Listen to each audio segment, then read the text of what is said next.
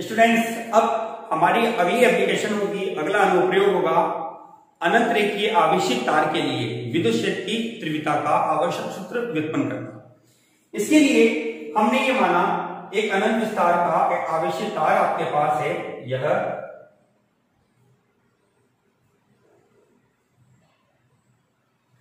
जिसके मध्य बिंदु O से R दूरी पर एक बिंदु P आपको दिया गया है, जहां आप विद्युत क्षेत्र की तीव्रता ज्ञात करना चाहते हैं। इस संपूर्ण तार को हमने धनावेशित किया है, इस पर आवेश समान रूप से वितरित है। इसके लिए मध्य बिंदु O के दोनों ओर समान दूरी पर दो अल्पांश A और B की हमने कल्पना करी, जिसके कारण बिंदु P पर विद्युत क्षेत्र की तीव्रता बनती है dE1 और dE2। ठीक है, जैसा हमने पहले भी देखा था, यहां क्षैतिज के साथ कोण बनते हैं थीटा, तो हम इसको घटकों में वियोजित कर सकते हैं। दो घटक आपको प्राप्त होंगे, लंब घटक साइन थीटा के रूप में, क्षैतिज घटक कोस थीटा के रूप में। तो लंब घटक हमारे पास बनता है dE2 साइन थीटा और इसके लिए बनता है dE1 साइन थीटा। क्षैतिज घटक कोस में आता है dE1 कोस थीटा और dE2 कोस थीटा। अब जैसा आपको पहले कहा गया था, लंब घटक जो है परिमाण में समान है, दिशा में विपरीत है, परस्पर निरस्त हो जाएगा। अतः इस बिंदु P पर हम विद्युत क्षेत्र की तीव्रता ज्ञात करने के लिए क्या करते हैं, एक ऊर्ध्वाधर बेलनाकार बंद पृष्ठ की कल्पना इस प्रकार करते हैं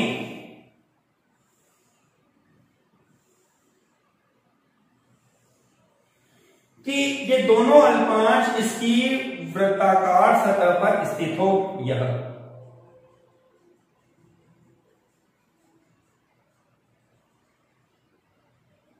इस बेलन की लंबाई हमारे पास है L, यह मध्य बिंदु O है आपके पास और ये R दूरी हो जाती है यह, और बिंदु P आपके पास है यहां पर स्थित। ठीक है, देखिए अब यहां पर भी हम वही प्रक्रिया गाउसी कंडीशन को लागू करना चाहेंगे। तो पहले तो विद्युत क्षेत्र की तीव्रता हमने यह E, इसके लिए विद्युत क्षेत्र की तीव्रता E और इस वाले भाग के लिए E। यहां पर भी तीन पृष्ठ है, पृष्ठ S1 S2 जो कि वृत्ताकार है, पृष्ठ S3 यह वक्राकार बनता है। यहां क्षेत्रफल सदिश की दिशा ऊपर की ओर, इसके लिए नीचे की ओर। यहां क्षेत्रफल अनुदिश जाता है, आपको पहले बता रहा कि क्षेत्रफल सदिश की दिशा निकालना। देखिए इस वाले भाग के लिए theta is equal to 90 degree और यहां पर भी theta is equal to 90 degree. दोनों देखो E और D दोनों लंबवत है, यहां पर यहां दोनों समान दिशा में है, इस वजह से थीटा इज इक्वल टू आपके पास बनेगा 0 डिग्री के रूप में। चलिए हम विद्युत फ्लक्स का फॉर्मूला लगाते हैं, phi is equal to close integration E सदिश डॉट dA सदिश, या इसको फैक्टर में डिवाइड किया जा सकता है जैसा हमने पहले भी पढ़ा था। तीन भाग आपके पास है S1 S2 और S3, तो हमने तीन भागों में इसको तोड़ा, E dA cos थीटा। यहां थीटा E और dA के मध्य बनने वाला कोण कहलाता है, plus integration E dA cos theta plus integration E dA cos theta. S1 के लिए, ये पृष्ठ S2 के लिए और ये पृष्ठ S3 के लिए। तीनों पृष्ठों के समाकलन को हमने यहां एक समीकरण के रूप में व्यक्त कर दिया। अब हम कंडीशन लागू करते हैं। अब चूंकि पृष्ठ S1 व S2 पर E और dA दोनों लंबवत है, इस प्रकार से theta is equal to 90 degree और कोस 90 डिग्री बराबर होता है 0। पृष्ठ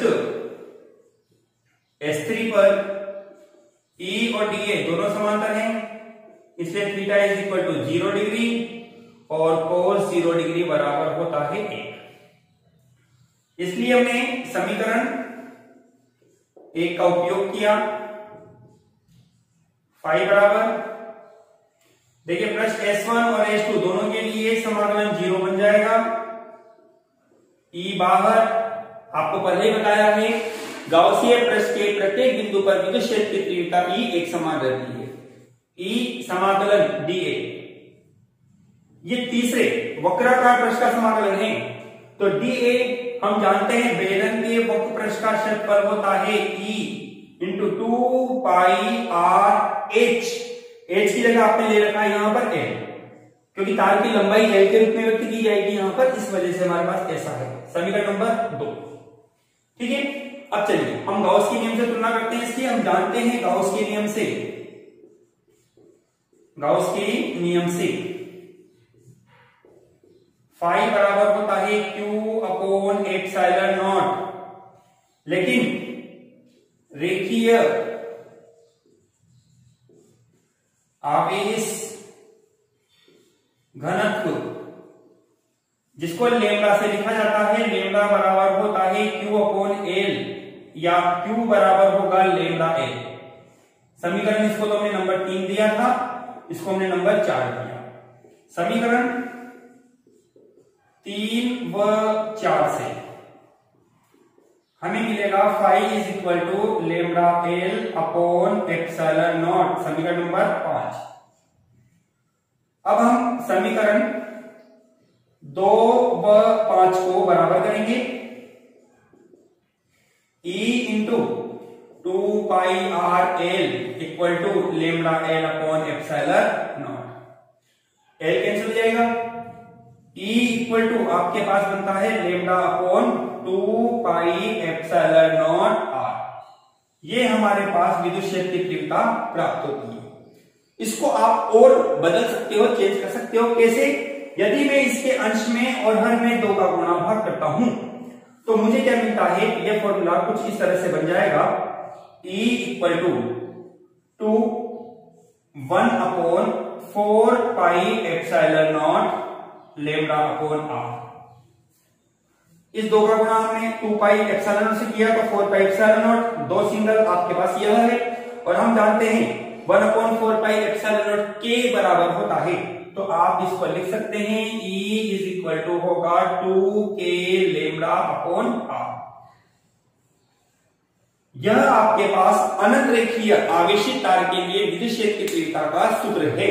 यहां देखिए एक इंपॉर्टेंट बात आपको ध्यान आती है कि इस फॉर्मूले के लिए विद्युत क्षेत्र की तीव्रता दूरी के व्युत्क्रमानुपाती क्रमानुपाती होती है। अभी तक आप दूरी के वर्ग पढ़ रहे थे, दूरी के घन आपके पास आया था द्विध्रुव के लिए, बिंदु आवेश के लिए दूरी का वर्ग आपको मिला था, लेकिन यहां पर केवल एकमात्र फॉर्मूला आपके पास बनेगा जहां आपके पास विद्युत क्षेत्र की तीव्रता दूरी के व्युत्क्रमानुपाती बनती है। ठीक है स्टूडेंट्स, इसके लिए भी हमारे पास 2 तरह के ग्राफ प्राप्त है। हम 2 ग्राफ यहां और ड्रॉ कर सकते हैं। देखिए कैसे, कौन कौन से होंगे।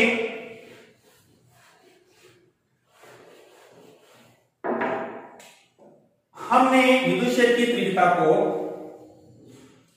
दूरी r के साथ दर्शाना चाहा, तो हम ये देखते हैं कि विद्युत क्षेत्र की तीव्रता और दूरी r का ग्राफ अति परवलयकार होता है, क्योंकि विद्युत क्षेत्र की तीव्रता दूरी के व्युत्क्रमानुपाती होती है। जैसे जैसे दूरी बढ़ेगी तीव्रता घटेगी, दूरी कम होती है तो तीव्रता बढ़ेगी, उल्टा होगा यहां पर। यदि हम लेमड़ा के रूप में ग्राफ बनाते हैं, ये तो E और यह लेमड़ा समानुपातिक संबंध है, इसलिए आपके पास ये रेखा एक सीधी सरल रेखा के रूप में प्राप्त होगी, E proportional to lambda. Students, यहां आप एक ग्राफ और बना सकते हैं, हमने इसके लिए पहली वीडियो में भी देखा था। यदि मैं आपसे कहता हूं कि विद्युत क्षेत्र की तीव्रता E और 1/r में आप ग्राफ बनाइए, तो आप यहां पर ग्राफ एक सरल रेखा के रूप में बनाएंगे। यह आपके पास होगा E प्रोपोर्शनल 1/r के रूप में, क्योंकि ये ग्राफ 1/r के रूप में है, जबकि ये ग्राफ आपके पास r के रूप में। इस तरह से हम अनंत रेखीय आवेशित तार के लिए विद्युत क्षेत्र की तीव्रता का यहां अध्ययन कर सकते हैं। Thank you.